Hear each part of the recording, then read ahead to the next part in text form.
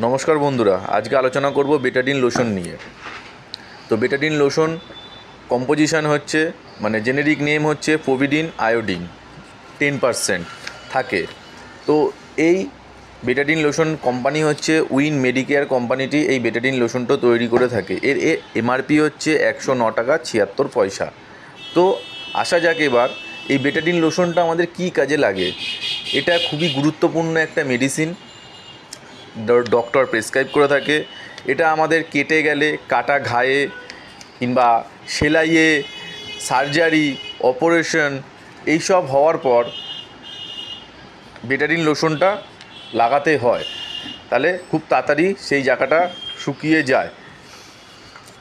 তো এটা আমাদের প্রত্যেকটি বাড়িতে রাখা উচিত। এটি খুবই গুরুত্বপূর্ণ একটা মেডিসিন।